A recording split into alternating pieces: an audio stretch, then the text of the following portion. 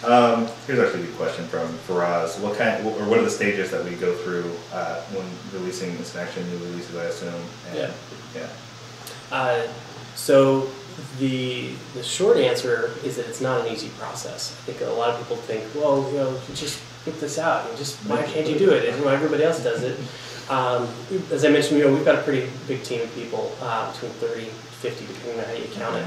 And if you're familiar with software development, if you're in the industry, I don't think that the life cycle would surprise you. It's a pretty traditional waterfall method for actual project management. The actual dev teams themselves, we're starting to experiment with Scrum methodology, using Agile and sprints. So if you're a software professional, that'll mean something to you. If you're not, then it didn't make any sense to you.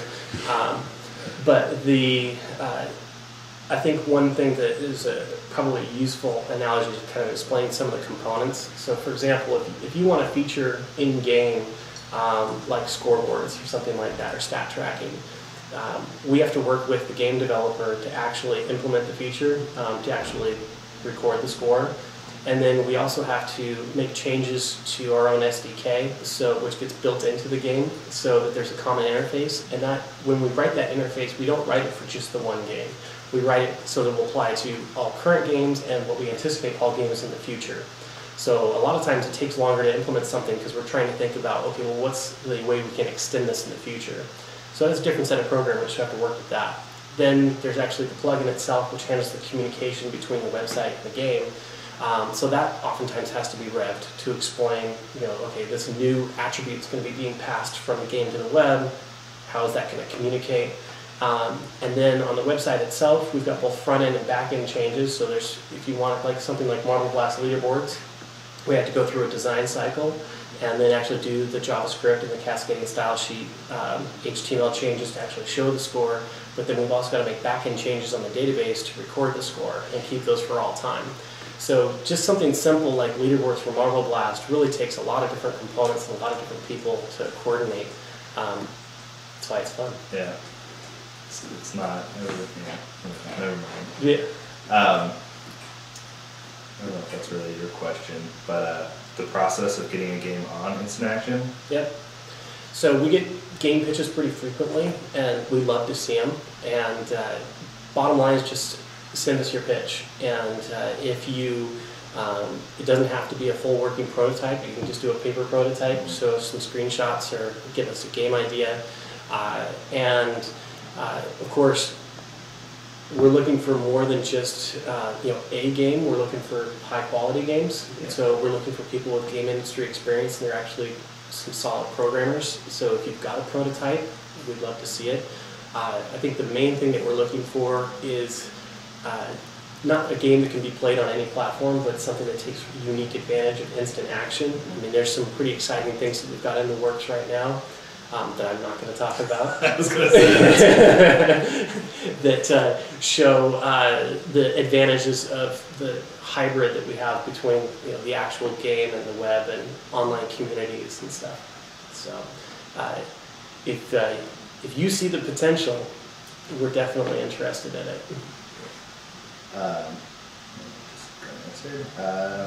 Is there a time frame for ladders and stats for the games? Legion specifically? No. I will tell you that stats will happen sooner than ladders. We are making the game solid for both Legions and Racquetball so that they can be competitions and they feel like it's fair. I mean, like we've implemented observer modes so that you can have referees. We're trying to make the team matching balanced and work so that there's no concerns about we got a bad start. What we're encouraging people to do is spun up off the forums. We've got the Instant Action League, and we want people to be joining up for Instant Action League and other, start up your own teams and clan sites and start up your own ladders. We're going to make the game solid, and then you can run your own ladders.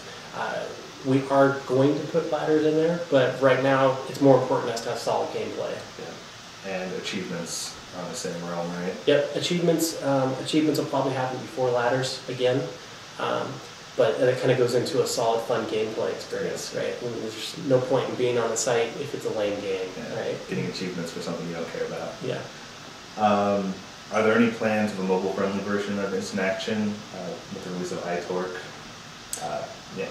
Yeah. So short answer is yes. The one thing that we do have coming, like secret announcement, the Facebook application. So we are working on a Facebook app right now, and it'll allow you to add friends and send out party invites and schedule matches with your friends, and then everyone gets the same URL, and then you jump right into the party, and it's so that's going to be good. The as far as like an actual game play on the iPhone, really what we're looking for is the right game. Playing Legions on the iPhone, probably not much fun. Total control. Yeah, but there's so really that's what we're looking for right now is the right game to put on the portable device. But technically, there's not much stopping us from doing it. Cool. Angry Canuck wants to know if we're building an all-in-one site. So that's like friend lists, leaderboards, ladders, all that stuff. Yeah. Yes. Our goal is to be the destination site for online gaming, and that means we have a lot of work to do. And we do want to be the all-in-one gaming site. Now, again, as I kind of say, we've got hundreds of good ideas, and there's tons of things that are out there right now. We don't want to reinvent what other people are doing right now. We want to do something different, and we want to do stuff that's unique to us, better than anybody else. So we're going to get our foundation solid before we start duplicating what other people are doing. But that is the goal. Next, another one from Angry. He wants to know the most important new feature that we're working on for the site. Well, that's easy. Dedicated servers. I have the secret list right here. So, dedicated servers is top priority. It's interesting. I mentioned this in the forums, but when we originally designed Instant Action, what we wanted to do is kind of blow away the whole paradigm of a server browser. Yeah, I always use the analogy around here at the office around Call of Duty. You know, you go to Call of Duty, you get 10,000 server connections possible, and you have to sort through all the ping, you have to sort through location, the game type, try and parse all the elite speak on these 56 character server names. And then you're at a LAN party and you're trying to tell everybody, oh, okay, yeah, it starts with -- bracket ampersand. That's the server. Oh no, it's full, and it's a really frustrating experience. So yeah, there's tons of servers around. So when we first tried to launch the site, we wanted to obfuscate that as much as possible and make it as easy as possible for people to get in game and connecting with each other. That works for some game types and not all, and it really has to do with the network traffic that an individual game has. Something like Legions, when you're firing a chain gun, soaks up a lot of network traffic. And as a result, we made dedicated servers a priority for the Legions launch. Basically, anytime you're experiencing lag, it's because you've saturated the network. And as a tip to players, if you're experiencing lag, if you're hosting, stop, because you're probably not a good host. Yeah. Either your computer can't keep up, or you don't have enough upload speed on your cable or DSL modem. Encourage other people to host, or find a dedicated server. What most people don't realize is that even if you're, let's say you're on the East Coast, you might actually get a better no lag experience on a West Coast dedicated server than actually East Coast peer-to-peer if the host has a puny machine or a poor internet connection.